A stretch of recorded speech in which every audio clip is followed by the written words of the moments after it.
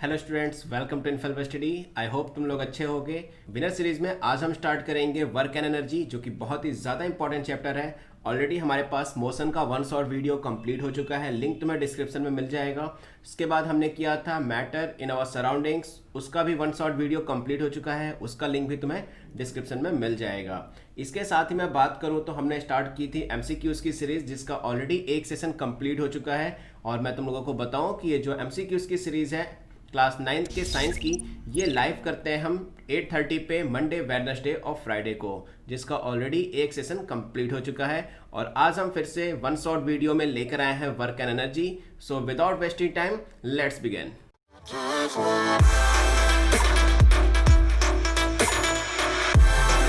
So welcome back guys. Winner series में आज हम करेंगे वर्क एंड एनर्जी, जो कि बहुत ही टफ चैप्टर माना जाता है। बट आज मैं जिस तरीके से तुम लोगों को पढ़ाऊंगा, ये चैप्टर पढ़ने के बाद तुम में से कोई भी ऐसा नहीं है जो कह दे कि ये चैप्टर टफ है। बिल्कुल इजी तरीके से, जितना इजी हो सकता है मैं उतना इजी तरीके से इसको पढ़ाऊंगा। 1 शॉट में पूरा चैप्टर कंप्लीट करेंगे। अप्रॉक्सीमेट 1.5 आवर में ये पूरा चैप्टर कंप्लीट हो जाएगा। ऑलरेडी बहुत सारे चैप्टर्स हमने कंप्लीट कर लिए हैं, सो उनकी वीडियोस भी देखना बिल्कुल मत भूलना। और मंडे, वेडनेसडे और फ्राइडे को 8:30 PM पे लाइव एमसीक्यूज के लिए इस चैनल को सब्सक्राइब कर लो। लाइक जरूर कर देना ताकि मुझे पता चले कि ये वीडियो तुम लोगों को कितना ज़्यादा अच्छा लग रहा है, और कमेंट करके बताना कि नेक्स्ट चैप्टर कौन सा स्टार्ट किया जाए। सो चलो पहला टॉपिक हमारा देखते हैं, व्हाट इज़ वर्क। देखो वर्क क्या है, वर्क क्या होता है एग्जैक्टली अगर मैं बताऊं वर्क क्या होता है, तो साइंस की लैंग्वेज में दो चीज़ें बहुत मैटर करती हैं वर्क को डिफाइन करने के लिए। पहला क्या होता है, फोर्स, और दूसरा क्या है, डिस्प्लेसमेंट। ये दो पॉइंट्स ऐसे हैं ना, फोर्स और डिस्प्लेसमेंट, जो कि किसी भी वर्क को डिफाइन करने के लिए बेस्ट फैक्टर है, ओनली वन फैक्टर है। सो पहले हम डेफिनेशन देख लेते हैं। When force is exerted on an object and object is displaced, work is set to be done. किसी ऑब्जेक्ट के ऊपर जब फोर्स अप्लाई होता है, किसी ऑब्जेक्ट के ऊपर जब एक फोर्स अप्लाई होगा, सो अप्लाई करने के बाद, उस फोर्स को अप्लाई करने के बाद जो ऑब्जेक्ट होगा वो अपनी जगह से थोड़ा सा डिस्प्लेस होगा। तभी एक साइंस की लैंग्वेज में हम कह सकते हैं that the work has been done. यानी सपोज करो, इस एग्जांपल को लेते हैं। इस फिगर में देखो, एक पर्सन है जो एक वॉल पे फोर्स लगा रहा है। सपोज कर लेते हैं, फोर्स को लिखते हैं F से। सो मान लेते हैं ये F फोर्स को यहाँ पे अप्लाई कर रहा है। अब जब ये F फोर्स को अप्लाई कर रहा है, सो क्या लगता है तुम्हें, ये वॉल शिफ्ट होगी, डिस्प्लेस होगी या नहीं होगी? मुझे तो नहीं लगता, क्योंकि वॉल को डिस्प्लेस करना मुश्किल है। सो चलो मान लेते हैं यहाँ पे डिस्प्लेसमेंट यानी जो S थी वो बिल्कुल कितनी हो गई, 0। डिस्प्लेसमेंट 0 हो गई। तो तुम्हें क्या लगता है, फोर्स अप्लाई करने के बाद डिस्प्लेसमेंट नहीं हुआ तो क्या वर्क हुआ? नहीं हुआ, क्योंकि according to science when the force is exerted on an object, उस ऑब्जेक्ट पे जब फोर्स अप्लाई किया गया, उसके बाद जब उस ऑब्जेक्ट में डिस्प्लेसमेंट होगी, तभी हम कह सकते हैं that the work has been done. यहां पर अगर हम वर्क को देखें तो वर्क इज इक्वल टू क्या हो जाएगा, वर्क इज इक्वल टू हो जाएगा force into displacement. Force into displacement. तो वर्क को डिफाइन कैसे किया हमने, फोर्स इंटू डिस्प्लेसमेंट से। अब वर्क को हम डिफाइन करते हैं कैपिटल W से। Work can be denoted as capital W। और फोर्स को तुम्हें पता ही है कि फोर्स को कैपिटल F से डिफाइन करते हैं, और डिस्प्लेसमेंट को डिफाइन करते हैं स्मॉल s से। क्लियर है? सो वर्क का फॉर्मूला क्या बन जाएगा, W is equal to F into S। Clear है? बिकॉज फोर्स और के लगाने के बाद जब ऑब्जेक्ट डिस्प्लेस करता है, देन वर्क डन हो जाता है। क्लियर है चीज? वर्क क्या होता है, W is equal to F into S। आगे देखते हैं कि वर्क 0 कब होता है। देखो यहां पर दो चीजें हैं। हमने डेफिनेशन को देखो तो W is equal to F into S, यानी जो वर्क है वो फोर्स पे भी डिफाइन है, और वर्क जो है वो S पे भी डिपेंड करता है। ये चीज समझ में आई? अगर सपोज करो हम F को 0 ले लेते हैं, अगर हम F को क्या ले लें, 0। सो यहाँ इस डेफिनेशन में F की वैल्यू पुट करो, सो 0 into S it will be 0। सो इस कंडीशन में हमारे पास वर्क भी कितना हो जाएगा, 0 हो जाएगा। यानी किसी ऑब्जेक्ट पर अगर फोर्स अप्लाई नहीं हो रहा है, इट मीन्स उस ऑब्जेक्ट पर वर्क भी नहीं हो रहा है। सेम उसी तरह से अगर हम S इज इक्वल टू 0 ले लेते हैं, सो भी उस कंडीशन में भी यहाँ पे क्या होगा, F इंटू 0 सो दैट 0। इसका मतलब क्या है कि तुम कितना भी फोर्स अप्लाई कर लो, अगर ऑब्जेक्ट डिस्प्लेस नहीं हो रहा है, इट मीन्स उस ऑब्जेक्ट पर वर्क डन नहीं हो रहा है। So the work will be 0 whenever the F will be 0, either S will be 0। Clear है चीज? अगर फोर्स और डिस्प्लेसमेंट दोनों में से कोई भी 0 है, यानी दोनों में से कोई भी वैल्यू नहीं है हमारे पास, so that work will be 0। Clear है? आगे देखते हैं। There are 2 condition for work consider done. 2 condition है हमारे पास जब हम कहेंगे कि हाँ वर्क हुआ है, काम हुआ है।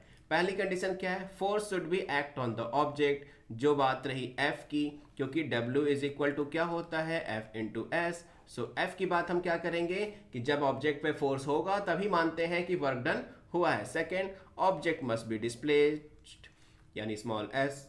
ये चीज क्लियर हो गई। यानी F और S ही 2 फैक्टर हैं जिसपे पूरा का पूरा वर्क डिफाइन होता है, और फोर्स और डिस्प्लेसमेंट दोनों ही होने चाहिए। अगर नहीं होंगे सो वर्क भी नहीं होगा। क्लियर है चीज? आगे बढ़ते हैं और देखते हैं एसआई यूनिट ऑफ वर्क।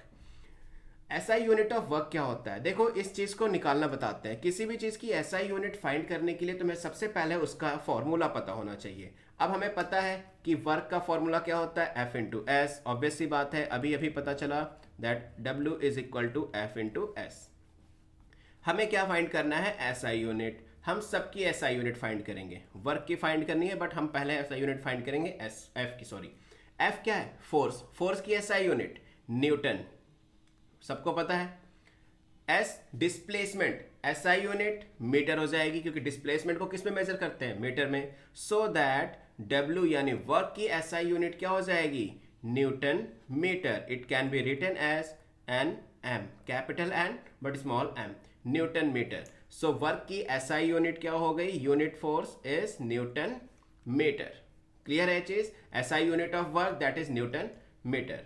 आगे बढ़ते हैं और देखते हैं कि एसआई यूनिट वर्क की और क्या होती है। एक तो हमने फोर्स और डिस्प्लेसमेंट के फॉर्मूले से निकाल दिया, दैट इज न्यूटन मीटर। अब देखो क्या होता है। The SI unit of work is joule.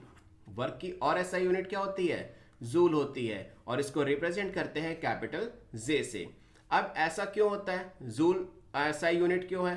क्योंकि एक इंग्लिश फिजिसिस्ट थे, इंग्लिश कहने का मतलब ब्रिटिश फिजिसिस्ट थे, जेम्स प्रेस्कोट जूल। इन्होंने ही सबसे पहले एसआई यूनिट फाइंड की थी। सो इन्होंने अपने सरनेम पे जूल एसआई यूनिट रख दी थी, and it is denoted by capital J. But newton metre और जूल में क्या कोई डिफरेंस है? नहीं, कोई भी डिफरेंस नहीं है, क्योंकि newton metre, 1 newton metre is equal to 1 joule. So we can say that 1 newton metre is equal to 1 joule. So there is no difference between Newton meter and Joule. The numerical value of both SI unit is equal. You can write either Newton meter or Joule. दोनों ही पता होनी चाहिए, क्योंकि question में Newton metre भी दे सकता है और जूल भी दे सकता है। क्लियर है ये चीज? SI यूनिट समझ में आ गई। आगे बढ़ते हैं और देखते हैं अब पॉजिटिव एंड नेगेटिव वर्क। देखो, ये एक इंपॉर्टेंट टॉपिक है। मैं बताऊं, पॉजिटिव और नेगेटिव वर्क एक इंपॉर्टेंट टॉपिक है। सपोज करो, एक एग्जांपल लेते हैं। जो तुम लिफ्ट में जा रहे हो, ठीक है, तुम लिफ्ट में खड़े हो गए, तुम्हें लग रहा है कि लिफ्ट ऊपर जा रही है, तुमने लिफ्ट में ऊपर जाने वाला बटन दबा दिया। अब लिफ्ट नीचे जाने लगे, तो तुम जहां जाना चाहते थे, तुमने जिसके लिए वहां पर फोर्स अप्लाई किया, वो काम हो रहा है क्या? नहीं हो रहा है। ठीक वैसे ही सपोज कर लो तुम एक काम को कर रहे हो और वो काम हो ही नहीं रहा, तुम जो कर रहे हो उसका अपोजिट हो रहा है। सो क्या कोई प्रॉफिट है? प्रॉफिट नहीं है ना उस वर्क का। इट मीन्स वो वर्क क्या हो गया? नेगेटिव इंपैक्ट डाल रहा है। यानी ऐसा कोई भी काम जब हम फोर्स लगाते हैं, फोर्स की देखो एक डायरेक्शन होती है। सपोज कर लो ये एक बॉक्स है, इस बॉक्स पर मैं इधर की तरफ फोर्स अप्लाई कर रहा हूं F, ठीक है, इधर की तरफ मैं फोर्स अप्लाई कर रहा हूं F फोर्स इधर की तरफ। यानी ये बॉक्स की मूवमेंट, यानी जो इसकी डिस्प्लेसमेंट है, वो इधर की डायरेक्शन में होनी चाहिए according to rule. But in case कोई ऐसा ऑब्जेक्ट है जो मैं फिगर को, यानी जो हमारा ऑब्जेक्ट है उसको अगर मैं मोशन जिधर की तरफ करना चाहिए उधर ना करके वो फोर्स की अपोजिट डायरेक्शन में मोशन कर रहा है, यानी फोर्स की अपोजिट डायरेक्शन में डिस्प्लेस कर रहा है। यानी अगर मैं बात कहूं तो रेड कलर से लेते हैं, तो ये क्या हो जाएगा? ये इधर की तरफ डिस्प्लेस हो रहा है। मैं फोर्स इधर लगा रहा हूं और डिस्प्लेसमेंट अपोजिट डायरेक्शन में हो रहा है। इस केस में हम बोलेंगे कि जो हमारा वर्क है वो नेगेटिव है। बात समझ में आई? वर्क क्या हो जाएगा? नेगेटिव। बट यहां पर हम सबसे पहले बात करेंगे पॉजिटिव वर्क की। सो चलो देखते हैं। When force is applied in a direction of displacement, मतलब जिस डायरेक्शन में हम फोर्स अप्लाई कर रहे हैं उसी डायरेक्शन में डिस्प्लेसमेंट हो रहा है, in that case the work done is considered as positive. हम क्या बोलेंगे कि जो वर्क डन है वो क्या है? पॉजिटिव है। So that W is equal to Fs। क्यों? क्योंकि पॉजिटिव है, सो कोई भी नेगेटिव वर्ड नहीं आएगा। इस फिगर को अभी मैं एक्सप्लेन करूंगा नेक्स्ट नेगेटिव वाले में। पॉजिटिव फिगर से पॉजिटिव वर्क समझ में आ गया कि जब कभी भी direction of displacement and direction of force same होगी, that means the work is positive. Now let's move to the negative work. When the force is applied in opposite direction of displacement, मतलब जिस direction में displace कर रहा है उसके opposite direction में मैंने फोर्स को अप्लाई किया है, that means the work done is considered as negative. Work को हम किस तरह से कंसीडर करेंगे? नेगेटिव कंसीडर करेंगे। So that W is equal to minus Fs। So W is equal to minus Fs। Clear है? नेगेटिव वर्क के लिए माइनस Fs हो जाता है और पॉजिटिव के लिए सिर्फ Fs रहता है। अब चलो इस फिगर को समझते हैं। ये जो मैंने नीचे फिगर लिया है, ये कैसे डिफाइन करोगे कि हम फोर्स इधर डाल रहे थे बट डिस्प्लेसमेंट इधर हो रहा था। देखो एक चीज इस फिगर में देखो, अगर मान लेते हैं हम यहाँ पर एक ब्लॉक लगा देते हैं जिससे ताकि हमें अच्छे से समझ में आ जाए। एक मैंने ब्लॉक लगा दिया यहाँ पे। अब ये जो ब्लॉक है ये अपनी नॉर्मल पोजीशन पे है और ये क्या है? एक स्प्रिंग है। एक ये स्प्रिंग है और ये एक तरफ से स्प्रिंग की जो पॉइंट है वो फिक्स है और ये इसकी नॉर्मल पोजीशन है। ध्यान से देखना बिल्कुल एग्जांपल को। ये कौन सी पोजीशन है? Normal position. नॉर्मल पोजीशन का मतलब ये है कि जो स्प्रिंग है वो ना ही स्ट्रेच की हुई है ना ही सिंक की हुई है, वो अपनी नॉर्मल पोजीशन पे है। अब एक चीज ध्यान से समझो, अगर इस ब्लॉक पे मैं इधर की तरफ फोर्स लगाऊं, ध्यान से देखना, अगर मैं इस ब्लॉक पे दूसरी डायरेक्शन में फोर्स अप्लाई करूं तो क्या होगा? इस डायरेक्शन में जब मैं फोर्स अप्लाई करूंगा सो ये स्प्रिंग टेंड्स टू सिंक, क्योंकि इसकी नॉर्मल पोजीशन जो थी ये इस साइड मूव करने की कोशिश करेगा। याद करो कैसे? मैं जब स्प्रिंग को इधर के साइड डिस्प्लेस करूंगा बट स्प्रिंग के अंदर फोर्स किधर लग रहा होगा? उसको अपनी नॉर्मल पोजीशन की तरफ ले जाने के लिए, यानी स्प्रिंग का फोर्स वहीं लगेगा जहां पर उसको जाना है, बट मैंने उसका मोशन यानी डिस्प्लेसमेंट किधर कराया? दूसरी डायरेक्शन में। सो इस केस में जो वर्क डन मैं कर रहा हूं इस ब्लॉक को इधर मूव करने के लिए, that will be negative. Clear है एक चीज? क्योंकि मैं डिस्प्लेस दूसरी डायरेक्शन में कर रहा हूं बट स्प्रिंग दूसरी डायरेक्शन में जाने के लिए फोर्स को अप्लाई कर रहा है। क्लियर है चीज? मतलब स्प्रिंग को अपनी नॉर्मल पोजीशन से स्ट्रेच करने पे वर्क डन नेगेटिव होता है। ये पॉइंट समझ में आया? अब देखते हैं ये दूसरा वाला पॉइंट पॉजिटिव का।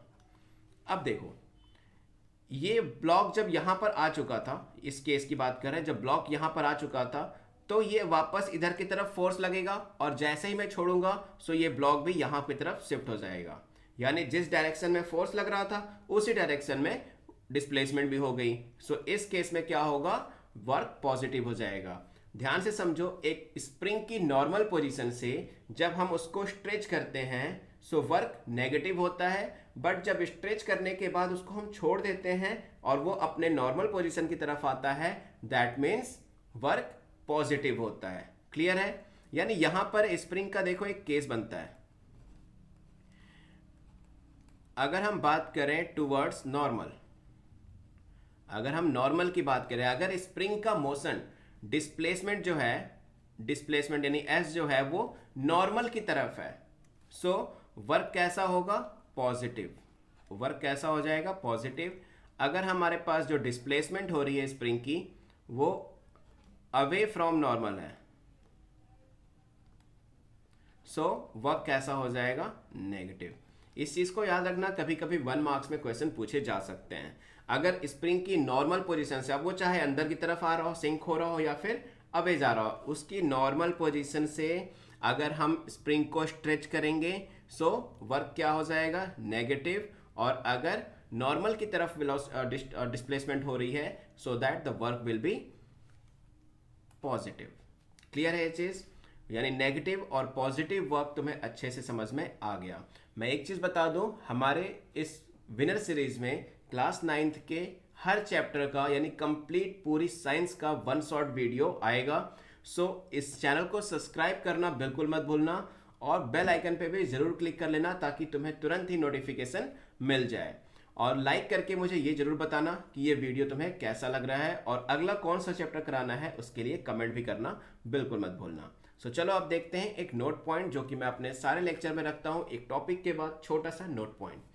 देखो नोट पॉइंट में क्या होता है, कुछ कंडीशंस दी होती है, इसमें देखते हैं क्या है। When engine work to accelerate और मूव द वेलोसिटी, एक इंजन वर्क कर रहा है एक ऑब्जेक्ट को या किसी व्हीकल को वेलोसिटी देने के लिए या फिर एक्सेलरेट करने के लिए, the work done is positive. क्यों? क्योंकि इंजन क्या काम करना चाहता है, उसको आगे ही मूव करना चाहता है और कार आगे ही मूव हो रही है। It means the work done, क्योंकि फोर्स भी आगे की तरफ लगाया जा रहा है और डिस्प्लेसमेंट भी आगे की तरफ ही हो रही है। उस केस में क्या होता है कि जो वर्क डन होगा वो पॉजिटिव होगा। वर्क डन क्या हो जाएगा हमारे पास? Positive. But when brake are applied to stop a moving vehicle, जब हम ब्रेक को अप्लाई करते हैं उसी व्हीकल को स्टॉप करने के लिए, दैट वो जो ब्रेक है, ब्रेक भी क्या हो गया, एक तरह का फोर्स हो गया। वो फोर्स मैंने जो लगाया था यानी जो फोर्स अप्लाई किया मैंने, वो फोर्स क्या कर रहा है? वर्क डन के अगेंस्ट जा रहा है। वर्क डन के अगेंस्ट जा रहा है। क्यों? क्योंकि हमारी जो वेलोसिटी है कार की या किसी भी व्हीकल की वो तो रनिंग है, कार आगे की तरफ मूव कर रही है, बट जो ब्रेक है वो उसका अपोज कर रहा है, यानी displacement of the direction against the direction of the displacement of the vehicle, क्योंकि वो डायरेक्शन के अपोज कर रही है। सो इस केस में the work done is considered as negative, और वर्क डन क्या हो जाएगा हमारे पास इस कंसिडर में? नेगेटिव हो जाएगा। क्लियर है ये चीज? वर्क डन को ऐसे, वर्क डन क्या होता है, एसआई यूनिट क्या होती है, और वर्क डन को कब पॉजिटिव कहते हैं और कब नेगेटिव कहते हैं, ये सारी चीजें तुम्हें समझ में आ गई। अब आगे बढ़ेंगे और देखेंगे कि हमें और क्या सीखना है। देखो इस पूरे चैप्टर का रिवीजन तो नहीं कह सकते क्योंकि मैं बहुत ही ज़्यादा अच्छे से एक्सप्लेन करके बता रहा हूँ। सो वन शॉर्ट वीडियो में कंप्लीट चैप्टर कवर अप हो जाएगा। रिवीजन के लिए तुम इसी को 2-3 टाइम्स देख सकते हो। यहाँ पर हम बात कर लेते हैं कि हमारा वर्क डन जो था वो फिनिश हो गया। अब हम बात करेंगे एनर्जी की। देखो यहाँ पे एक पर्सन रनिंग कर रहा है यानी कुछ वर्क कर रहा है। वो उस वर्क को करने के लिए उसको एनर्जी चाहिए होगी। ऑब्वियस सी बात है, तुम जैसे जैसे दिन भर काम करते हो रात तक थक जाते हो। क्यों? क्योंकि तुम्हारे बॉडी की जो एनर्जी है वो ड्रेन आउट हो जाती है। तो सबसे पहले हम देखते हैं energy. Energy is a capacity of doing work. Energy क्या हो गई? Capacity of doing work. An object which can do more work is said to have more energy. और अगर वो कम वर्क करता है तो हम कहेंगे कि उसके पास एनर्जी कम है। देखो वर्क क्या होता है, सपोज करो मुझे साइकिल चलानी है। सो मेरे अंदर जितनी एनर्जी होगी मैं उतनी ही तो साइकिल चला पाऊंगा, उतनी ही डिस्टेंस ट्रैवल कर पाऊंगा। अगर मेरे पास एनर्जी ज़्यादा है सो आई कैन ड्राइव लॉन्गर, और अगर मेरे पास एनर्जी कम है सो मैं थोड़ी दूरी जाने के बाद ही थक जाऊंगा। सो एनर्जी क्या होता है? Capacity of doing work. किसी भी काम को करने की जो क्षमता होती है that is called energy. Example देखते हैं। A motorcycle has more energy than a bicycle. क्यों? क्योंकि उसके पास पावर ज़्यादा है। पावर तो चलो हम बाद में बात करेंगे, क्योंकि मोटरसाइकिल ज़्यादा वर्क कर लेती है, कम डिस्टेंस में ज़्यादा डिस्टेंस ट्रैवल कर लेते हैं, कम टाइम में ज़्यादा डिस्टेंस ट्रैवल कर लेता है, जिसकी वजह से हम कह सकते हैं that the motorcycle have more energy than bicycle. Clear है? एनर्जी क्या होती है? Energy is nothing but capacity of doing work. Clear है? एसआई यूनिट देखते हैं एनर्जी की। सो एनर्जी की एसआई यूनिट क्या होती है? Since energy is capacity of doing work, so जितनी वर्क करोगे उतना ही वर्क कर पाओगे ना, जितनी तुम्हारे पास एनर्जी होगी, उससे ज्यादा तो कर नहीं सकते। Therefore the SI unit of energy is same as work. क्यों? क्योंकि जितने अमाउंट ऑफ तुम वर्क करना चाहते हो उतनी ही अमाउंट तुम्हें एनर्जी की चाहिए होगी। So work is equal to energy.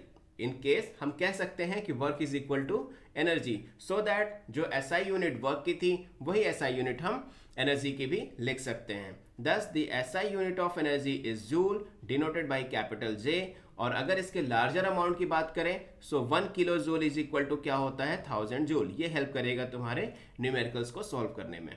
Clear है चीज। एसआई यूनिट ऑफ एनर्जी क्या होती है, जूल होती है और डिनोटेड बाय कैपिटल जे। क्यों? क्योंकि work done is equal to energy, जितना वर्क करना है उतनी ही तुम्हें एनर्जी की रिक्वायरमेंट होगी। क्लियर है चीज।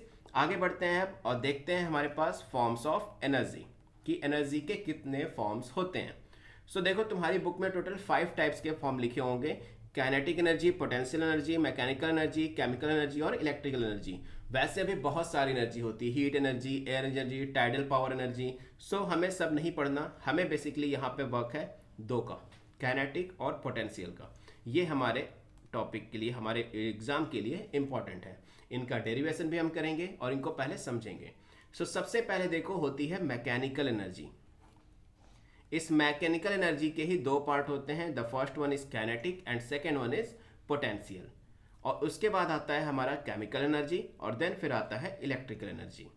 एक एक करके सबको एक्सप्लेन करेंगे, जिसमें से हम काइनेटिक और पोटेंशियल के फॉर्मूले को भी डेरिवेट करेंगे। सो याद रखना, काइनेटिक और potential are in mechanical energy and other 2 are chemical and electrical energy. Clear है चीज। तो सबसे पहले हम बात कर लेते हैं काइनेटिक एनर्जी की। सो स्टूडेंट्स, सबसे पहले हम बात कर लेते हैं चलो काइनेटिक एनर्जी की और देखते हैं काइनेटिक एनर्जी क्या होती है। सो स्टूडेंट्स देखो, kinetic energy is the energy possessed by an object because of motion. यानी काइनेटिक एनर्जी की अगर हम बात कर रहे हैं सो हमें क्या जानना सबसे जरूरी है कि मोशन। और मोशन का चैप्टर ऑलरेडी मैंने कंप्लीट कर दिया है, सो तुम्हें एग्जैक्टली पता है मोशन क्या होता है। सो देखो, जब कोई एक ऑब्जेक्ट मोशन में होगा एट दैट टाइम ही हम उस ऑब्जेक्ट की काइनेटिक एनर्जी को फाइंड कर सकते हैं। अगर एक ऑब्जेक्ट रेस्ट पे होगा सो उसकी काइनेटिक एनर्जी कितनी हो जाएगी, 0 रेस्ट के केस में। बट अगर वो मोशन कर रहा है सो उसकी काइनेटिक एनर्जी होगी। मतलब kinetic energy is depend on motion of object. आगे एक एग्जांपल देखते हैं। A fast moving pebble can injure a person और break glass panel of window. Energy of moving vehicle a fast moving wind can damage many houses. देखो, अगर मान लेते हैं विंड जो है वो काफ़ी ज़्यादा तेज़ ब्लो कर रही है, सो वो हाउसेस को तोड़ सकती है, पोल्स को तोड़ सकती है। क्यों? क्योंकि उसके अंदर काइनेटिक एनर्जी है, क्योंकि वो मोशन में है। बात समझ में आई? मोशन अगर किसी ऑब्जेक्ट में है, यानी कोई ऑब्जेक्ट अगर मोशन कर रहा है, दैट मीन्स उसके अंदर एनर्जी है और that energy is called kinetic energy. Clear है काइनेटिक एनर्जी क्या होती है? अब देखो, kinetic energy possessed by moving object, ये तो हमें पता है कि मूविंग ऑब्जेक्ट से ही पोसेस्ड होती है। सो हम करेंगे इसका डेरिवेशन, काइनेटिक एनर्जी का डेरिवेशन। डेरिवेशन मतलब इसके फॉर्मूले को हम कैसे फाइंड करते हैं। सो सबसे पहले हम कुछ चीज़ें लेट कर लेंगे, जैसा कि मैं अपने सारे डेरिवेशन में बताता हूँ कि हमें डेरिवेशन में सारी चीज़ें खुद ही लेट करनी पड़ती है। तो सबसे पहले एक ऑब्जेक्ट जिसका मास कितना होगा m, उसकी इनिशियल वेलोसिटी हो जाएगी u, वो एक्सेलरेशन उसका हो जाएगा a, फाइनल वेलोसिटी v, और वो डिस्प्लेस कितना हो रहा है s। क्योंकि एनर्जी है तो वर्क डन होगा, वर्क डन होगा तो डिस्प्लेसमेंट होगा ही होगा। यहाँ तक क्लियर है चीज़ें? आगे बढ़ते हैं और देखते हैं डेरिवेशन। सो देखो, सबसे पहले हमारे पास इक्वेशन ऑफ मोशन में हमें पता है तो V square is equal to U square plus 2as। ये कौन सी इक्वेशन है? Sorry, third equation of motion. Third equation of motion है। थर्ड इक्वेशन ऑफ मोशन से हमें क्या मिला? V square is equal to U square plus 2as। अब देखो, ये चीजें तो क्लियर है। यहां से हम 2as को इधर ही रहने देते हैं सेम, और इसको दूसरी साइड भेज देंगे। सो हमें क्या मिल जाएगा? 2as is equal to V square minus you square. अब हम s को भी इधर ही रहने देंगे और 2a को इधर भेज देंगे। सो हमें क्या मिल जाएगा? s is equal to V square minus you square upon 2a। इसको हम लेट कर लेते हैं इक्वेशन नंबर 1। क्लियर है यहाँ तक? मतलब मोशन के थर्ड इक्वेशन को लेकर आगे चले और हमें क्या मिल गया? s is equal to V square minus you square upon 2a, और इसको हमने इक्वेशन लेट कर लिया। और अब आगे बढ़ेंगे और देखते हैं वर्क। देखो, w इज इक्वल टू क्या होता है? W इज इक्वल टू होता है F इंटू एस, और S के लिए हमने अभी क्या निकाला था? That we square minus you square upon 2a। So इस S की वैल्यू को अगर हम यहाँ पुट कर दें सो W इज इक्वल टू क्या होता है? F इंटू एस, और s की जगह हमने ये पुट कर लिया और मान लिया इक्वेशन नंबर 2। क्लियर है यहाँ तक? W is equal to F और थर्ड इक्वेशन ऑफ मोशन से s की वैल्यू इसमें पुट कर दी। अब हमें पता है कि according to the Newton second law of motion, Newton के सेकेंड लॉ के अकॉर्डिंग हमें पता है फोर्स इज इक्वल टू क्या होता है, m इंटू ए, क्योंकि force is equal to mass into acceleration. ये चीज क्लियर है? F इज इक्वल टू क्या हो जाएगा, ma।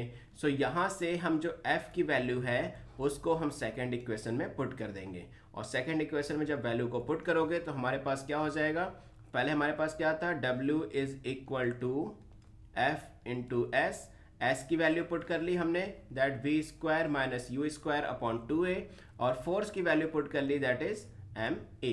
अब इस पूरे को हम सॉल्व करेंगे, पूरे को सॉल्व करेंगे तो देखो क्या हो जाएगा, इस a से a कट जाएगा। क्लियर है? यहाँ से m बाई हाफ m बाहर आ गया, ये m और ये हाफ, और अंदर क्या बच गया हमारे पास, V square minus you square. इसको हमने ले लिया इक्वेशन नंबर 3। क्लियर है यहाँ तक? इक्वेशन नंबर 3 आ गई हमारे पास। अब देखो काइनेटिक एनर्जी है तो एक ऑब्जेक्ट मोशन कर रहा है, यानी कभी ना कभी तो वो मोशन करना स्टार्ट किया होगा। इसका मतलब है कि जब वो इनिशियल पोजीशन जो उसकी थी, उसकी जो इनिशियल पोजीशन थी उस समय वो क्या था, रेस्ट पर था। रेस्ट पे था तो u कितना हो जाएगा यहाँ पे, 0। क्लियर है? जब ऑब्जेक्ट अपनी वेलोसिटी को स्टार्ट करता है इट मीन्स वो पहले रेस्ट पर होता है, और रेस्ट के केस में इनिशियल वेलोसिटी कितनी हो जाएगी, 0। सो इस u की जगह हम क्या पुट कर देंगे अब, 0। सो हमारे पास क्या बच जाएगा, W is equal to half mv square, equation number 4। Clear है ये चीज? हाफ mv स्क्वायर हो गया, यानी वर्क डन कितना हो गया, हाफ mv स्क्वायर, यानी जो ऑब्जेक्ट रनिंग था जिसकी वेलोसिटी v थी फाइनल और मास कितना था m, उसका वर्क डन हमने फाइंड कर लिया। सो स्टूडेंट्स अब हमें पता है कि work done is equal to क्या होता है, एनर्जी, क्योंकि हमने अभी पढ़ा था work done is equal to energy. Clear है? So from equation number 4, so that the work done is equal to the change in kinetic energy of the object, so that जब मास m होगा किसी भी object का, अगर उसकी velocity constant होगी यानी v वेलोसिटी से वो चल रहा होगा, सो उसकी काइनेटिक एनर्जी कितनी हो जाएगी, हाफ mv स्क्वायर। और काइनेटिक एनर्जी को रिप्रेजेंट करते हैं एनर्जी और यहाँ पर k, या फिर तुम सिंपली काइनेटिक एनर्जी भी लिख सकते हो, और इसका फॉर्मूला क्या हो जाएगा, हाफ mv स्क्वायर। मतलब किसी भी ऑब्जेक्ट की जो मोशन में हो उसकी जो काइनेटिक एनर्जी है वो डिपेंड करती है उसके मास पर और उसके वेलोसिटी पर। क्लियर है ये चीज? हाफ mv स्क्वायर, कोई डाउट नहीं है इसमें? क्लियर है सबको? सो देखो यहां से हम एक चीज निकाल सकते हैं, that kinetic energy is directly proportional to m और kinetic energy is directly proportional to v square. मतलब इन वन शॉट कि हमें पता है कि काइनेटिक एनर्जी ऑब्जेक्ट के मोशन और मास पे डिपेंड करती है। क्लियर है काइनेटिक एनर्जी? सो अगर क्लियर है सो लाइक का बटन जरूर क्लिक कर देना। अब हम आगे बढ़ते हैं अपने पोटेंशियल एनर्जी की तरफ। देखो पोटेंशियल एनर्जी क्या होता है, पोटेंशियल कहते हैं ना, इस बंदे में बहुत पोटेंशियल है, मतलब बहुत ज़्यादा संयम है, यानी उस पर्सन के अंदर इतना ज़्यादा रेस्ट हो चुका है कि वो अब खुद में ही एक एनर्जी है। यानी कोई ऑब्जेक्ट जब रेस्ट पर होता है सो उसके अंदर भी एक टाइप की एनर्जी होती है और that is called potential energy. तुम फिगर में देखो, एक गर्ल है जिसने एक बॉल को होल्ड करके रखा है, ठीक है। इस बॉल पे नीचे की तरफ एक फोर्स अप्लाई हो रहा है g, that is force of attraction of earth, that is gravitational force, और इसका कुछ मास भी होगा दैट इज m। इस पे फोर्स भी लग रहा है और इसका मास भी है, बट ये वेलोसिटी नहीं कर रही, लेकिन इसके अंदर फोर्स तो है ना, है फोर्स, तभी तो ये रुकी हुई है। यानी energy possessed by an object because of its position, उसकी पोजीशन की वजह से, मतलब जिस पोजीशन पे वो रेस्ट में है उस पोजीशन की वजह से जो एनर्जी पोसेस्ड होती है that is called potential energy. Clear है चीज? एग्जांपल देखते हैं। When a stone is kept at a height, एक स्टोन को एक हाइट पे अगर हम रखते हैं, it possessed some energy because of its height, तो उस पर एक एनर्जी लग रही होती है, उसकी एक एनर्जी बन जाती है उसकी हाइट की वजह से। Because of this potential energy object kept at the height fall over the ground, जो ऑब्जेक्ट उसी एनर्जी की वजह से जो ऑब्जेक्ट ऊपर था वो नीचे की तरफ गिर जाता है। चलो एक एग्जांपल लेते हैं। एग्जांपल ले लेते हैं हमारे कैप्टन अमेरिका भाई साहब से। सपोज करो ये एक फ्लोर है और ये यहाँ पर रुके हुए हैं, ठीक है, लेकिन इस पे नीचे की तरफ ग्रेविटेशनल फोर्स लग रहा है और इनका खुद का भी एक मास होगा, बट जैसे ही मैं यहाँ से नीचे सरफेस को हटाता हूँ ये नीचे की तरफ गिर जाते हैं। अब ये नीचे की तरफ क्यों गिर रहे हैं? क्योंकि इनकी एक पोटेंशियल एनर्जी थी जो ऑब्जेक्ट के रेस्ट में होने की वजह से इवॉल्व होती है या फिर पोसेस्ड होती है। यानी कोई ऑब्जेक्ट जब रेस्ट पर होता है सो उसके अंदर एक एनर्जी बनती है, that is called potential energy. Potential energy clear है? आगे हम इसका भी डेरिवेशन करेंगे। सो देखो एक चीज समझाता हूं, एक छोटा सा नोट पॉइंट समझ लेते हैं पहले। देखो ये जो दो कंडीशन है यहाँ पे, एक जब इस एरो को क्या कर रहा है, स्ट्रेच कर रहा है इधर की डायरेक्शन में, और एक जब इसको छोड़ दे रहा है। अ स्ट्रेच्ड बो possessed energy because of position of stretch string. ये जो इस केस में एनर्जी इसको मिल रही है ना, जब उसको ऐसे की तरफ खींच रहा है, जब स्ट्रेच कर रहा है, सो इसको एनर्जी मिल रही है। क्यों एनर्जी मिल रही है? क्योंकि ये एनर्जी किस पे थी, ये रेस्ट की वजह से है। ये टेंड्स टू मूव है, जहां पे फोर्स जो अप्लाई कर रहा है वो एक थ्रेड कर रहा है, वो नहीं कर रहा, सॉरी एरो नहीं कर रहा, क्योंकि एरो तो रेस्ट पे है। पर जैसे ही उसको हम छोड़ते हैं वो एनर्जी पास आउट करता है थ्रेड से एरो में, और एरो आगे की तरफ मूव कर देता है।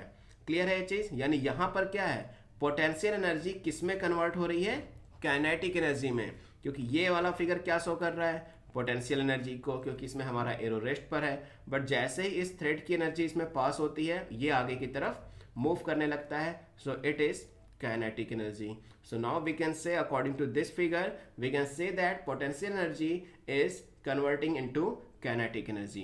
क्लियर है? इससे हमें यह पता चलता है कि एनर्जीज आपस में कन्वर्ट होती है। इस टॉपिक को हम आगे एक्सप्लेन करेंगे अभी, और अभी फिलहाल हम देखते हैं expression of potential energy. Potential energy को कैसे हम डिराइव करेंगे। तो सेम हमने ये फिगर ले लिया है जिसमें बॉल जो थी वो रेस्ट पे थी और एक थोड़ी सी हाइट पर है। देखो ये इसकी हाइट है, मतलब ग्राउंड पोजीशन से। चलो सबसे पहले जो लेट करना होता है वो ले लेते हैं। Potential energy possessed by an object due to its height. Obvious सी बात है, उस हाइट पर है तभी उसके अंदर पोटेंशियल एनर्जी है। मान लेते हैं इसका मास कितना है, हमारे पास m है, ठीक है, m मास हमने लेट कर लिया, और placed over a height h, और एक ये h हाइट पे प्लेस्ड है, ठीक है, अगेंस्ट ग्रेविटी, मतलब ये हमेशा नीचे की तरफ आने के लिए कोशिश करेगा। Therefore the minimum force required to work done, that is F is equal to mg। इस बॉल पे फोर्स कितना लग रहा होगा, F is equal to mg, क्योंकि नीचे की तरफ क्या एप्लीकेबल है, g, और इसका मास कितना है, m। क्लियर है चीज? Where F is force, m is mass, और g is acceleration due to gravity। Clear है चीज? So work done is equal to क्या होता है, फोर्स इंटू डिस्प्लेसमेंट, क्योंकि W इज इक्वल टू क्या हो गया, F इंटू S। क्लियर है चीज? डिस्प्लेसमेंट कितना करेगा ये, जितनी इसकी यहां से इस पोजीशन से ये नीचे की तरफ यहां आ जाएगा, यानी इसकी S कितनी हो गई, हाइट। जितनी हाइट होगी उतना ही तो अपनी पोजीशन से डिस्प्लेस करेगा, यानी S की जगह हम क्या ले सकते हैं, H। सो इस केस में हमारे पास फॉर्मूला कितना हो गया, work done is equal to force into height. ये चीज क्लियर है? ऑब्जेक्ट की जो हाइट थी वही डिस्प्लेसमेंट होगी, so W is equal to F into H। आगे देखते हैं अब, when H is displaced of the object, H जो क्या है वो ऑब्जेक्ट की डिस्प्लेसमेंट है। सो हमें क्या मिल गया, यहां से S की जगह हमने H रख दिया, सो W इज इक्वल टू क्या था, W इज इक्वल टू क्या था, F इंटू S। सो S की जगह हमने क्या पुट कर लिया, H, बट मैंने बताया था इस पे एक फोर्स काम कर रहा है, दैट इज mg काम कर रहा है, तो F की जगह हम क्या वैल्यू पुट कर लेंगे, mg। सो हमारे पास क्या हो जाएगा, W is equal to mg h। Clear है चीज? Work done is equal to क्या हो गया, W is equal to mg h। mg आ गया फोर्स की वजह से और h आ गया डिस्प्लेसमेंट की वजह से। क्लियर है यहां तक? आगे देखो, हमें पता है कि work done is called energy, work done is called energy. So यहां पर वर्क डन कितना था, mg h। So potential energy भी कितनी हो जाएगी, mg h। क्लियर है? डिराइव हुआ formula, so that potential energy is mg h। अब इसको चलो अच्छे से देख लेते हैं। सो पोटेंशियल एनर्जी इज mgh, यानी इस बॉल पे जो पोटेंशियल एनर्जी लग रही थी वो इसके मास पे, इस पे लगने वाले ग्रेविटेशनल फोर्स पे और इसकी हाइट पे डिपेंड करता है। यानी potential energy is directly proportional to mass, directly proportional to gravitational force and directly proportional to H. खैर जी तो खैर हमारा कांस्टेंट है, यानी मेनली ये मास और उसकी हाइट पे डिपेंड करता है। यानी जब कोई एक ऑब्जेक्ट रेस्ट पर होता है सो उस पे लगने वाली एनर्जी, उसकी जो एनर्जी होती है वो उसके mass into gravitational force into height के इक्वल होती है। यानी यहाँ पर हमने डेरिवेट कर लिया है पोटेंशियल एनर्जी के फॉर्मूले को, that is mgh potential energy, और एक हमने फाइंड किया kinetic energy, that is half mv²। Clear है चीज? दो फॉर्मूले, दो टाइप्स की एनर्जी, पोटेंशियल और काइनेटिक एनर्जी को हमने फाइंड कर लिया। आगे देखते हैं अब एक note point, the potential energy of an object depend upon the mass and height. जो पोटेंशियल एनर्जी होती है ना किसी भी ऑब्जेक्ट की, वो किस पे डिपेंड करती है? मास और हाइट पे। क्लियर है ये चीज? बिल्कुल क्लियर है, क्योंकि हमने इसको अभी ही डिराइव किया हुआ है। अब देखो आगे बढ़ते हैं और देखते हैं law of conservation of energy. ये भी बहुत इंपॉर्टेंट टॉपिक है, law of conservation of energy. देखो फर्स्ट पॉइंट देखते हैं, energy can not be create and can not be destroyed. ये बात हमने बचपन से पढ़ी है कि एनर्जी को ना ही क्रिएट किया जा सकता है और ना ही डिस्ट्रॉयड किया जा सकता है, ठीक है, बट ट्रांसफर कर सकता है एनर्जी। जैसे सपोज करो एक बल्ब जल रहा है, सो बल्ब को तुमने क्या किया, स्विच ऑन किया तो उसमें इलेक्ट्रिसिटी पास हुई, बट बल्ब हमें क्या देता है? थोड़ी सी हीट देता है और थोड़ी सी लाइट देता है। यानी बल्ब के अंदर जो इलेक्ट्रिकल एनर्जी मैंने पास की वो क्या प्रोड्यूस हो गई? वो किस में चेंज हो गई? एक लाइट एनर्जी में और हीट एनर्जी में। मतलब एनर्जी क्रिएट नहीं की जा सकती, ना ही डिस्ट्रॉय की जा सकती है, बट कन्वर्ट बहुत ही आराम से किया जा सकता है। सो फर्स्ट हमारा law of conservation of energy का मतलब क्या है कि एनर्जी से रिलेटेड जो फिक्स लॉ है वो क्या है। सो पहली लॉ यही है कि energy can not be create and can not be destroyed. Second की अगर हम बात करें देखो तो सेकंड क्या है? We can only change the form of energy.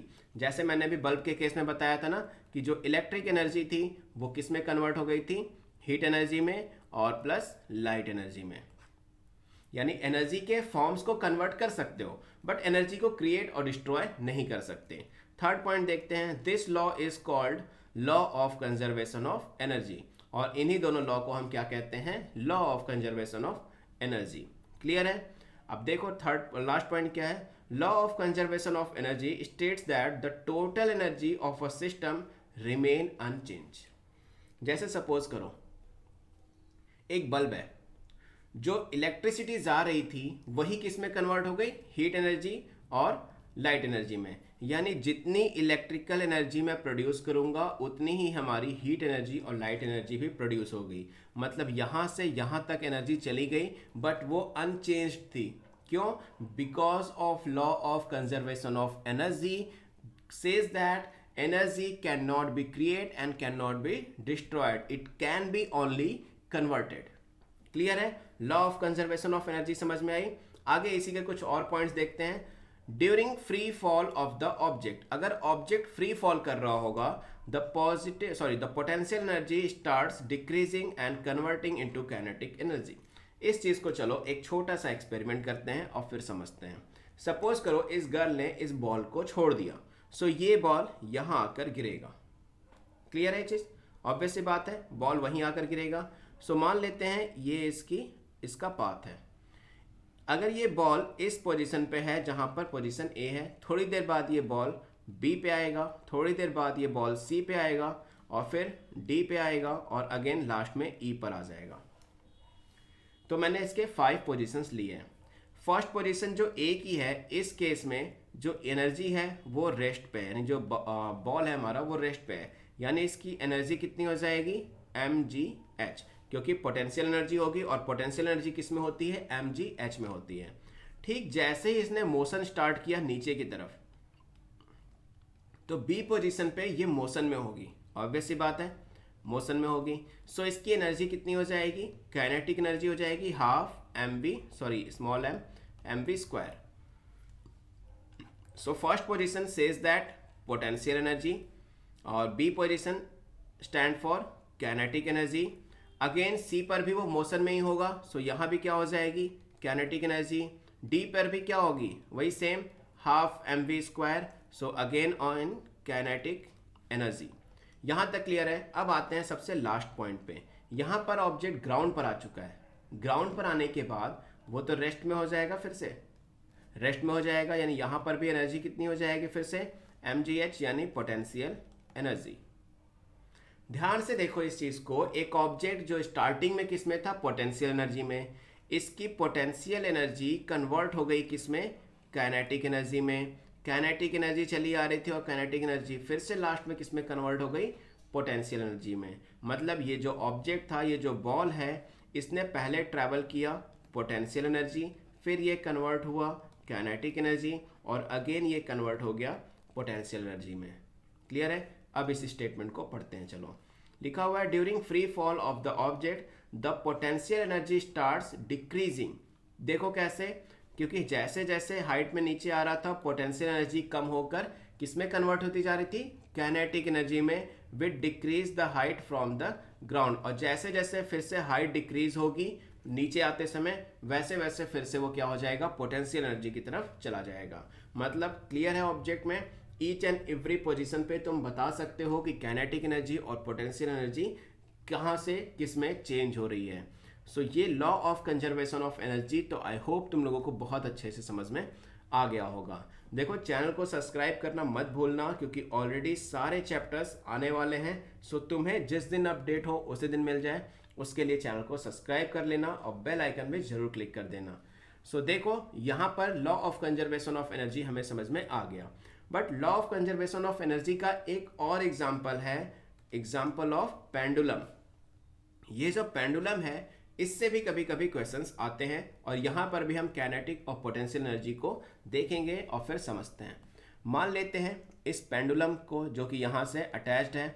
सबसे पहले हम मान लेते हैं कि ये कहाँ पर है बी पर है। बी से स्टार्ट करते हैं, क्योंकि ऑब्वियस सी बात है हम कोई भी मोशन ना दें, सो ये किस में होगा अभी रेस्ट पर होगा। क्लियर है। फिर मैंने इसको क्या किया इधर की तरफ मूव कर दिया लेफ्ट साइड में बी टू ए। पहली पोजीशन मैंने की बी टू ए। बी पर ये किस में था रेस्ट में था और फिर अगेन बीच में किस में आ गया ये मोशन में आ गया। मतलब बी से ए पर जाने पे किस में था रेस्ट पर पहले था, फिर मोशन में आ गया। बट इसके बाद ये पेंडुलम अपनी पूरी एनर्जी कंज्यूम करने के बाद वापस से ये इस डायरेक्शन में आएगा। आएगा, बिल्कुल आएगा। यानी यहां पर भी एक पॉइंट के लिए ये किस पे गया रेस्ट पर गया। बात समझ में आई। यानी ए पॉइंट पे फिर से ये किस में आ गया था रेस्ट पर आ गया था और फिर कहाँ चला गया ए से सीधा सी पर गया और रास्ते में फिर से इसने क्या किया मोशन किया और सी पर जाने के बाद फिर से ये अगेन देखो वापस आएगा इधर की तरफ। सो सी पर भी ये थोड़े टाइम के लिए किस पे था रेस्ट पर था। यानी पहले बी पॉइंट पर जब फर्स्ट पोजीशन थी दैट इज पोटेंशियल एनर्जी और फिर ए पर भी क्या थी इसकी पोटेंशियल एनर्जी और सी पर भी क्या थी potential energy. But through out the path अगर हम बात करें तो वो किस में था काइनेटिक एनर्जी में, क्योंकि पॉइंट्स पर वो रुका हुआ था यानी पोटेंशियल एनर्जी को शो कर रहा था, बट पाथ में वो मोशन कर रहा था and that is showing kinetic energy. So clear है पोटेंशियल एनर्जी और kinetic energy and energy conservation energy conservation in pendulum. So law of conservation of energy भी समझ में आ गई, एनर्जी के फॉर्म समझ में आ गए और यहाँ पर हमने law of conservation of energy एक पेंडुलम के केस में भी हमने देख लिया। अब एक इंपॉर्टेंट टॉपिक और है जिससे क्वेश्चन आते हैं, that is various forms of energy and convertible. जो एनर्जी होती है मैंने पहले ही बताया कि क्रिएट नहीं कर सकते, डिस्ट्रॉय नहीं कर सकते, बट उसको कन्वर्ट किया जा सकता है। सो सबसे पहले स्टेटमेंट हम देखते हैं, heat energy is converted into the electrical energy. जो हीट एनर्जी है वो इलेक्ट्रिकल एनर्जी में कन्वर्ट हो जाती है with the help of solar panel, क्योंकि सोलर पैनल से सन को हीट मिलती है और वो फिर उसको किस में कन्वर्ट कर देता है इलेक्ट्रिकल एनर्जी में। क्लियर है चीज। सेकंड देखते हैं, इलेक्ट्रिक एनर्जी किस में चेंज होती है लाइट एनर्जी में with the help of bulb, जो कि एग्जांपल मैंने ऑलरेडी लिया था कि अगर बल्ब को अगर हम इलेक्ट्रिक एनर्जी देते हैं सो ये किस में कन्वर्ट हो जाएगा लाइट एनर्जी में। क्लियर है। देखो ध्यान से, इलेक्ट्रिसिटी एनर्जी थी, यहाँ पे हीट एनर्जी थी। ये सारी चीज़ें क्या हो रही हैं, अपनी एनर्जी को कन्वर्ट कर दे रही हैं किसी और यूजेस के लिए। थर्ड, इलेक्ट्रिकल एनर्जी ही किस में कन्वर्ट हो जाएगी, हीट में। जब हम इलेक्ट्रिक हीटर का यूज़ करते हैं, विंटर्स के सीजन में तो ज़्यादा ही करते हैं। सो विंटर के सीजन में देखोगे तुम जैसे ही प्लग इन करते हो ये हीट प्रोड्यूस करना शुरू कर देता है। And the fourth, chemical energy is converted into electrical energy.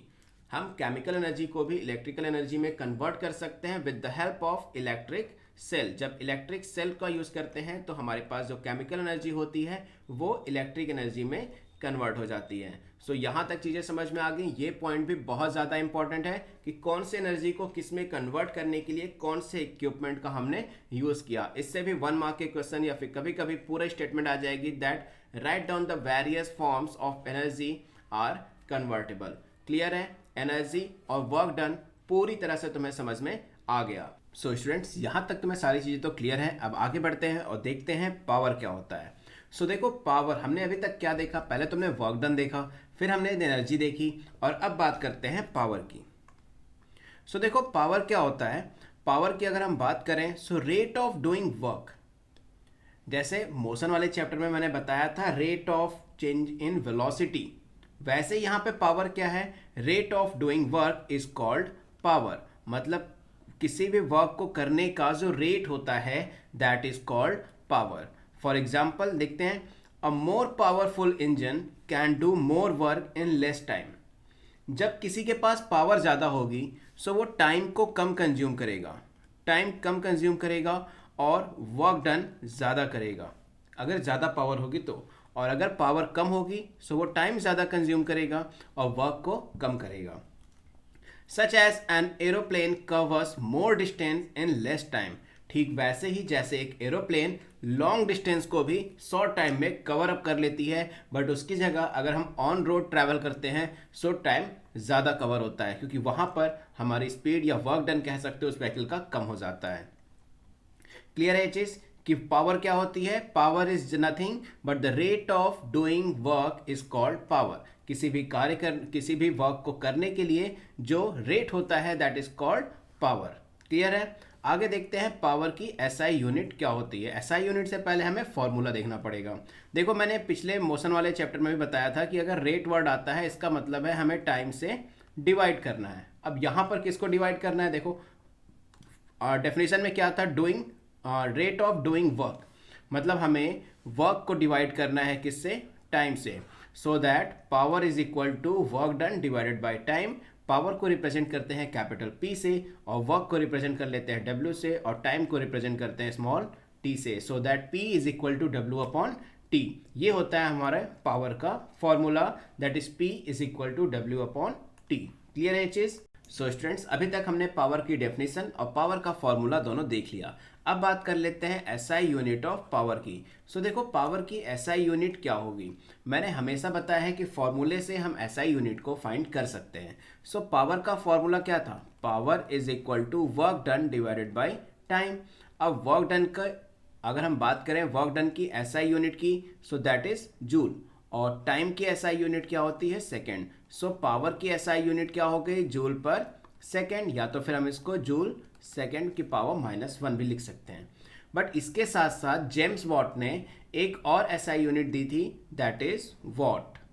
ठीक है, जेम्स वॉट के नाम पे इनका नाम रखा गया था। सो अब देखो, वॉट जो होती है ये भी क्या है, पावर की एसआई यूनिट है। इसको डिनोट करते हैं कैपिटल W से, और लेकिन दोनों की न्यूमेरिकल वैल्यू सेम होती है। It means 1 watt is equal to 1 joule per second. यानी पावर की हमारे पास 2 एसआई यूनिट है, एक जूल पर सेकेंड और एक वॉट, और दोनों की न्यूमेरिकल वैल्यू सेम होती है। क्लियर है ये चीज़, बात समझ में आ गई। अब अगर देखो हम एसआई यूनिट में ही आगे बात कर लेते हैं कुछ बड़ी वैल्यूज़ को कन्वर्ट करने में। सो देखो, अगर हम बात करें पावर की तो इसका क्या होता है, वॉट। इसको हम जब बड़े अमाउंट में लिखना होता है सो हम क्या यूज़ कर लेते हैं, किलोवाट। किलोवाट का यूज कर लेते हैं, और किलोवाट को रिप्रेजेंट करते हैं KW से। यानी 1 किलोवाट इज इक्वल टू 1000 वाट, और 1 किलोवाट इज इक्वल टू 1000 वाट ऐसे लिख सकते हैं रिप्रेजेंट करने के लिए। यानी 1 kilowatt is equal to 1000 joule per second. ये हेल्प करेगा तुम्हें न्यूमेरिकल्स वगैरह को सॉल्व करने के लिए। सो यहाँ पर पावर पूरी तरह से समझ में आ गया, पावर की डेफिनेशन समझ में आ गई, उसका फॉर्मूला समझ में आ गया और लास्ट में उसकी एसआई यूनिट भी समझ में आ गई। अब चलो एक छोटा सा नोट पॉइंट देख लेते हैं और देखते हैं नोट पॉइंट में क्या है। सो स्टूडेंट्स, अगर हम नोट पॉइंट की बात करें, सो नोट पॉइंट में देखो क्या है, the average power can be calculated after dividing total work done by the total time taken. अगर जैसे हमने मोशन वाले चैप्टर में एवरेज वेलोसिटी, एवरेज स्पीड सब निकाला था, वैसे ही अगर हमें यहाँ पर एवरेज पावर फाइंड करनी हो, सो हम क्या करेंगे, जितनी भी पावर्स है उसको प्लस कर लेंगे, ठीक है, और जितना भी वर्क डन है, कह सकते हो पावर तो नहीं लेकिन जितना भी वर्क डन है अगर हम उसको प्लस कर लेते हैं, फिर उसके बाद टोटल टाइम टेकन जितना है उससे हम डिवाइड कर देंगे, सो हमारे पास एवरेज पावर आ जाएगी। क्लियर है ये चीज़? आगे बढ़ते हैं और देखते हैं कॉमर्शियल यूनिट ऑफ एनर्जी। देखो कॉमर्शियल यूनिट ऑफ एनर्जी की अगर हम बात करें तो यहाँ पर क्या है, जैसे हमारे घर में इलेक्ट्रिसिटी आती है, तुम्हारे घर में भी आती होगी, उससे रिलेटेड एक मंथली बिल आता है जिसको हम कहते हैं इलेक्ट्रिसिटी बिल। उसमें देखोगे तो तुम्हें लिखा होता है कि कितने यूनिट इलेक्ट्रिसिटी तुमने कंज्यूम की है, उस यूनिट की एक फिक्स वैल्यू होती है और उसके अकॉर्डिंग तुम्हारा इलेक्ट्रिसिटी बिल आ जाता है। ये बात तो पता है सबको? अगर नहीं पता तो इस बार इलेक्ट्रिसिटी बिल जब आएगा सो उसको देखना और उसमें देखना कि कितने यूनिट इलेक्ट्रिसिटी तुमने कंज्यूम की है। उसी चीज़ को हम यहाँ पे बात करेंगे कि अगर हम यूनिट में, वो तो हमें यूनिट में देते हैं, बट हम जो इलेक्ट्रिसिटी यूज़ कर रहे हैं वो तो हम एज एनर्जी यूज़ कर रहे हैं। सो कैसे एनर्जी को यूनिट में कन्वर्ट करके हम इलेक्ट्रिसिटी बिल फाइंड कर सकते हैं, ये सारी चीज़ें अब हम इसमें समझेंगे। सो चलो सबसे पहले स्टेटमेंट देख लेते हैं। Since joule is very small, joule जो होता है वो बहुत ही ज़्यादा स्मॉल होता है, दस large quantity of energy is expressed in kilowatt. ठीक है, जूल तो काफ़ी ज़्यादा स्मॉल होता है, जैसा कि हमने अभी देखो प्रीवियस स्लाइड में बताया था इसमें कि जो हम ज़्यादा बड़ी अमाउंट को जब हम देखते हैं तो हम किसका यूज़ करते हैं, किलोवाट का यूज़ करते हैं। सो किलोवाट आवर को हम क्या लिखेंगे, KWH। किलोवाट यानी किलोवाट आवर, इसका मतलब हो जाता है KWH, यानी इसका मतलब है कि पर आवर कितने किलोवाट की पावर को कंज्यूम किया जा रहा है। ये बात समझ में आई? If a machine use 1000 joule of energy in 1 second, ठीक है, एक मशीन है कोई भी, वो 1000 जूल एनर्जी को यूज कर रही है पर सेकेंड। ये बात समझ में आई? The machine runs for 1 hour, ठीक है, और ये मशीन कितने आवर तक रन करती है, 1 आवर तक। क्लियर है चीज? ये बात समझ में आई? कॉमर्शियल यूनिट ऑफ एनर्जी क्या होती है, किलोवाट आवर। इसको रिप्रेजेंट करते हैं स्मॉल k, कैपिटल W और small h, kilowatt hour. Clear है चीज? कॉमर्शियल यूनिट ऑफ एनर्जी भी समझ में आ गया। अब वही चीज है, इसमें हम देखो 1 किलोवाट आवर को क्या लिखते हैं, 1 किलोवाट इंटू 1 आवर। क्लियर है चीज? अगर इसी को हमें सेकेंड्स में चेंज करना होगा और जूल में चेंज करना होगा, सो 1 किलोवाट को हम क्या लिख सकते हैं, 1000 जूल लिख सकते हैं, और 1 आवर को क्या लिख सकते हैं, 3600 सेकेंड। ये चीज़ समझ में आ गई कि 1 किलोवाट को क्या लिख सकते हैं, 1 किलोवाट इंटू आवर, और किलोवाट को फिर हम जूल में कन्वर्ट करेंगे तो 1000 जूल आएगा, और आवर को कन्वर्ट करेंगे सेकेंड में, सो क्या आ जाएगा, 3600 सेकेंड्स। अब इन दोनों को मल्टीप्लाई कर लेते हैं। सो यहाँ पे 1 किलोवाट इज इक्वल टू क्या आ जाएगा, 3.6 इंटू 10⁶ जूल। क्लियर है चीज? 1 किलोवाट इज इक्वल टू कितने जूल होते हैं, 3.6 इंटू 10⁶ जूल। इसको बोलते हैं commercial unit of energy. Clear है चीज? यानी हम पावर से फाइंड कर ले कि कितने आवर्स तक अगर हमें इस पावर को अगर हम यूज़ करते हैं तो कितनी इलेक्ट्रिसिटी या कितनी एनर्जी कंज्यूम करेंगे। ये बात समझ में आ गई? आगे हम बात करते हैं इसी की। Electric consumption in house hold is measured in kilowatt hour. जो भी हम हाउस होल्ड या घर के अंदर इलेक्ट्रिसिटी को यूज़ करते हैं वो सारी की सारी इलेक्ट्रिसिटी को हम कैलकुलेट करते हैं या मेज़र करते हैं किलोवाट आवर में, जैसा कि मैंने अभी स्टार्टिंग में बताया था। एंड जनरली कॉल्ड यूनिट, और इसी को हम क्या बोलते हैं, यूनिट। और यही होता है कि मैंने इस मंथ में इतनी इलेक्ट्रिसिटी कंज्यूम की है। क्लियर है ये चीज़? ये बात समझ में आ गई? Commercial unit of energy that is kilowatt hour. So इसलिए हम एक unit of electricity is equal to 1 kilowatt hour, because energy is equal to power into time. Clear है ये चीज़? Energy is equal to power into time. ये भी एक हमें फॉर्मूला मिल जाता है यहाँ पे एनर्जी का, पावर का और टाइम का। सो स्टूडेंट्स, यहाँ तक तुम्हें सारी चीज़ें समझ में आई। हमने देखो क्या देखा, पहले तो वर्क डन देखा, देन हमने एनर्जी देखी, देन हमने पावर देखा, फिर हमने कॉमर्शियल यूनिट देखा, और हमने बहुत सारी एनर्जीज़ की, पोटेंशियल एनर्जी, काइनेटिक एनर्जी, इनकी डेरिवेशन भी की, और बहुत सारे फॉर्मूले भी हमें मिल गए। और लास्ट में हमने कॉमर्शियल यूनिट ऑफ एनर्जी को भी समझा कि हम जो हाउस होल्ड्स में एनर्जी को यूज़ करते हैं वो हमें कैसे कैलकुलेट करनी चाहिए, या जो इलेक्ट्रिसिटी बिल आता है उस पर यूनिट का मतलब क्या होता है। सो स्टूडेंट्स, ये था तुम लोगों का chapter work, energy and power. I hope तुम लोगों को ये चैप्टर 100% समझ में आ गया होगा। और प्लीज़ मुझे कमेंट करके ज़रूर बताना कि ये चैप्टर तुम्हें कैसा लगा, क्योंकि तुम्हारे कमेंट्स मेरे लिए बहुत वैल्यू करते हैं, क्योंकि मुझे उन्हीं से पता चलता है कि तुम्हें क्या और देना है मुझे।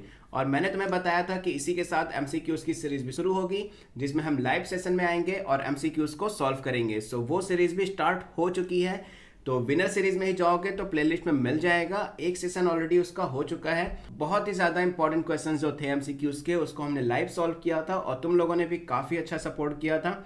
आगे हम बात करते हैं एक चीज़ और, ये जो सीरीज़ होती है हमारी लाइव सेशन की, ये कब होती है। सो इसके लिए मैं तुम लोगों को क्लियरली बता दूं कि ये मंडे, वेडनेसडे और फ्राइडे को नाइट 8:30 PM पे होती है, जो कि लाइव होती है। और लाइव 8:30 PM पे आके मैं मंडे, वेडनेसडे और फ्राइडे को क्लास 9 के साइंस के MCQs की क्विज को सॉल्व करते हैं हम, और बहुत ही ज़्यादा अच्छे अच्छे क्वेश्चंस होते हैं। सो लास्ट जो प्रीवियस सेशन था उसमें हमने मोशन को किया था।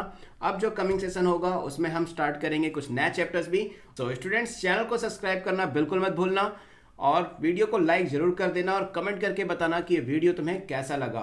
और इसी के साथ हमारे लाइव सेशन में MCQs में पार्टिसिपेट करना बिल्कुल मत भूलना, जो कि होता है मंडे, वेडनेसडे और फ्राइडे को 8:30 PM पे। सो 8:30 PM पे मैं लाइव आता हूँ और क्लास 9 साइंस के MCQs के क्वेश्चंस को हम सॉल्व करते हैं। So keep watching infallible study, because we are committed to excellence in education. Take care, bye bye.